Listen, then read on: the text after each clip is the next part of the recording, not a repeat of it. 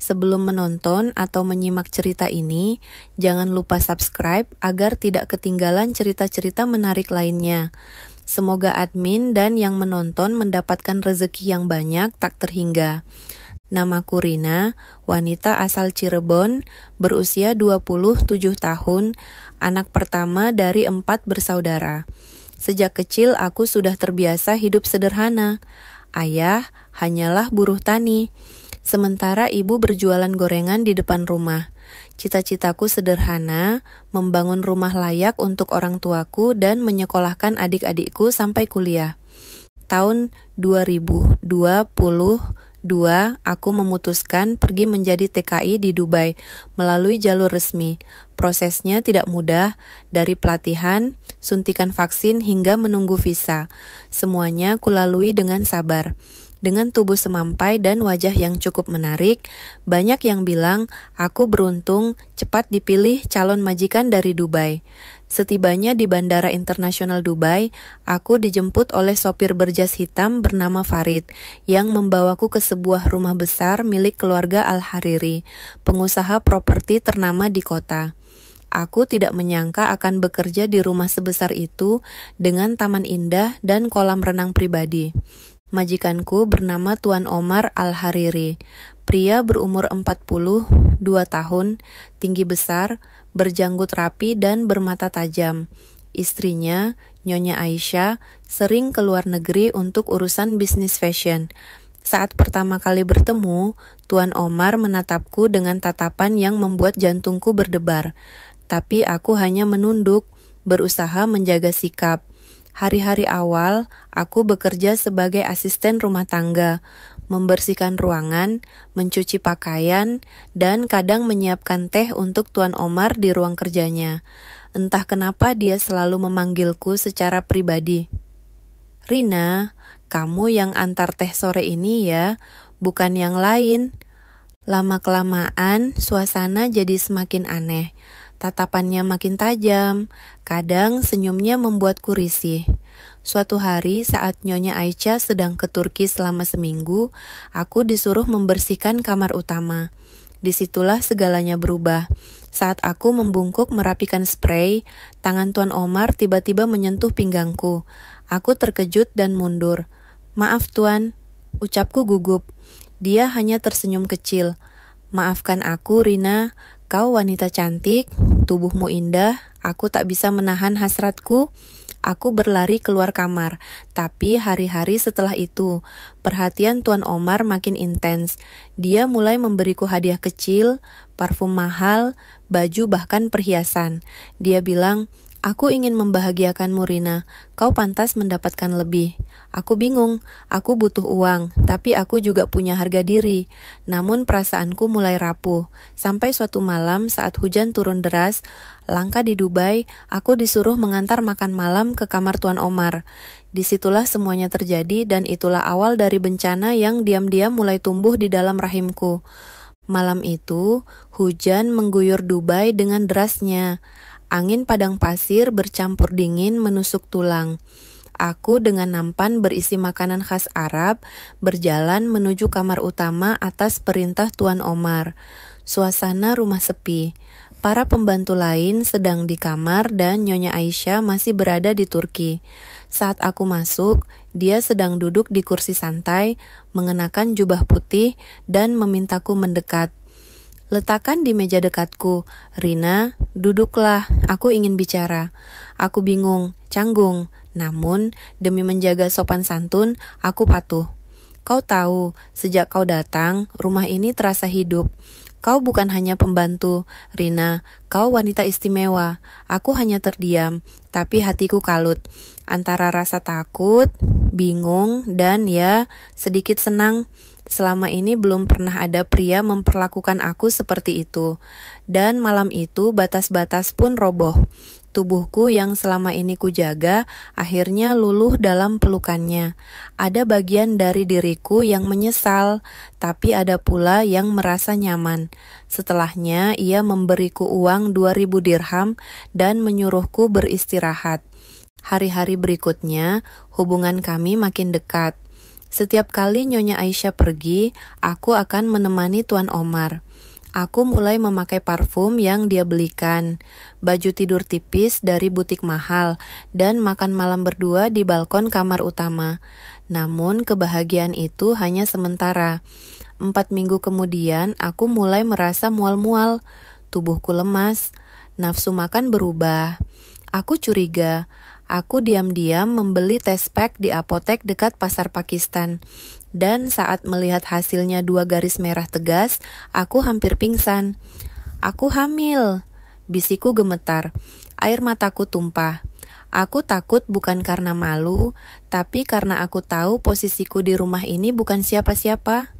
Aku mencoba memberitahu Tuan Omar malam itu, tapi dia hanya terdiam lama sebelum akhirnya berkata, "Ini tak boleh sampai diketahui siapapun, Rina. Kalau sampai Aisyah tahu, kau dan aku bisa celaka." Aku diminta diam, bahkan disarankan menggugurkan kandungan. Aku menolak. Aku bilang, "Ini anakmu. Aku tak akan bunuh darah dagingku sendiri." Wajah Tuan Omar berubah dingin, tidak lagi lembut seperti dulu. "Kau tahu risikonya. Kalau kau nekat melahirkan anak ini, jangan harap bisa tinggal di sini lebih lama." Sejak saat itu, perlakuannya berubah. Aku tak lagi dipanggil ke kamar utama. Aku diminta kembali bekerja seperti pembantu biasa. Aku tahu waktuku di rumah ini tidak akan lama lagi. Dan benar saja, 3 minggu kemudian saat usia kehamilanku memasuki bulan ketiga, aku mengalami pendarahan hebat di kamar mandi. Pagi itu, tubuhku lemas luar biasa. Kepala pening, perut rasa nyeri, dan tiba-tiba darah mengucur deras di antara pahaku saat aku sedang mencuci piring. Aku limbung, jatuh terduduk, tubuh bergetar menahan sakit. "Ya Allah," bisikku lirih sambil menatap noda merah yang cepat membasahi gamis kerjaku. Aku menjerit pelan. Seorang pembantu asal Filipina bernama Elena yang mendengar langsung berlari menghampiri. Saat melihat keadaanku, dia panik dan berteriak memanggil sopir rumah. "Rina, pendarahan, cepat panggil ambulans." Sopir panik, tapi untung langsung sigap. Beberapa menit kemudian, aku sudah terbaring di mobil menuju rumah sakit Al-Rashid Hospital di tengah kota Dubai. Selama di perjalanan, pandanganku kabur. Perutku terus terasa kram dan darah mengalir tanpa henti. Sesampainya di rumah sakit, aku langsung dibawa ke ruang UGD. Suster-suster dengan bahasa Arab dan Inggris bergerak cepat memasang infus, memeriksa detak jantung janin. Dokter wanita keturunan Mesir mendekat dan berkata dengan tegas, "Kamu harus diobservasi, kondisimu berbahaya, kamu bisa keguguran atau bahkan kehilangan nyawa." Air mataku tumpah, aku memegang perutku. "Tolong selamatkan anak saya, Dok. Saya mohon." Beberapa jam aku dirawat intensif dan saat hasil pemeriksaan keluar, dokter berkata, "Kamu harus bed rest total. Rahimmu lemah, sedikit tekanan bisa membuat kandungan ini gagal." Hari itu juga pihak rumah sakit menghubungi majikanku, Tuan Omar. Ia datang dengan wajah serius, tak ada lagi kelembutan di matanya. Saat kami hanya berdua di ruangan, ia berkata, lirih tapi tajam, "Kau sengaja mempertahankan kandungan ini untuk menjebakku. Rina, kau main api dan sekarang kau harus tanggung sendiri akibatnya. Aku hanya bisa terisak. Tubuhku terlalu lemah untuk berdebat." Yang lebih menyakitkan, esok harinya aku menerima kabar dari Elena. Majikan mengurus kepulanganku ke Indonesia secara diam-diam, tanpa pamit, tanpa ucapan terima kasih. Malam itu di ranjang rumah sakit, aku memandangi langit-langit putih sambil membelai perutku yang masih berdarah. "Nak, ibumu tidak tahu harus bagaimana, tapi kau akan tetap hidup. Ibu akan berjuang." 2 hari setelah pendarahan itu, tubuhku masih lemah. Aku hanya bisa berbaring di ranjang rumah sakit Al-Rashid dengan selang infus menempel di tangan dan perut yang sesekali masih nyeri seperti ditusuk-tusuk jarum. Tak ada satupun keluarga Tuan Omar yang datang menjenguk. Yang datang hanyalah Elena, teman sesama pembantu yang membawakan bekal dan air zam-zam. Rina, aku dengar dari supir, kamu akan dipulangkan hari Kamis ini. Mataku langsung berkaca-kaca. Pulang, tapi aku belum sembuh total. Aku masih hamil. Elena menggenggam tanganku erat. Aku tahu, tapi katanya semua sudah diurus oleh agensi. Tiket pesawat, surat keterangan medis, semuanya. Hatiku seperti diremas, aku merasa seperti barang rusak yang dibuang begitu saja. Selama berbulan-bulan, aku mengabdi di rumah itu, dan saat aku butuh pertolongan, aku malah dilempar kembali ke tanah air dalam kondisi seperti ini. Sore harinya, perwakilan dari agensi TKI datang. Lelaki berkemeja krem dan bermata sipit berbicara dengan nada pelan tapi tegas. Rina, kamu sudah tidak bisa lanjut kerja. Kondisi kamu tidak memenuhi syarat. Kami akan bantu proses kepulangan.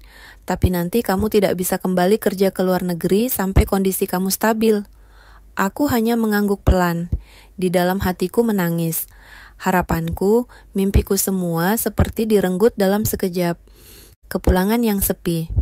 Kamis malam, aku dibawa ke bandara oleh staf agensi.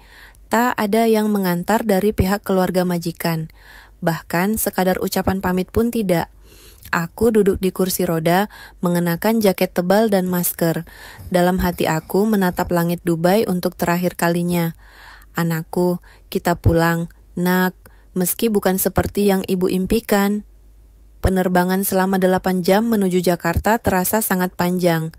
Tubuhku gemetar, mual, bahkan sempat muntah beberapa kali di toilet pesawat. Saat mendarat di Bandara Soekarno-Hatta, seorang petugas dari BP2MI, Badan Perlindungan Pekerja Migran Indonesia, sudah menunggu. Aku dibawa ke ruang karantina, lalu ke rumah sakit kecil dekat bandara untuk pemeriksaan lanjutan. Dokter Indonesia yang memeriksaku mengatakan hal yang membuat hatiku tercabik. Kandunganmu sangat rentan. Kalau kamu tidak benar-benar jaga, bisa berisiko kehilangan janin. Pulang ke Cirebon. Beberapa hari kemudian, aku dipulangkan ke kampung halamanku di Cirebon, Jawa Barat. Saat turun dari mobil travel, ibuku langsung memelukku erat. Tangisnya pecah. Rina, kenapa pulang begini, nak? Kamu sakit apa? Kamu hamil ya?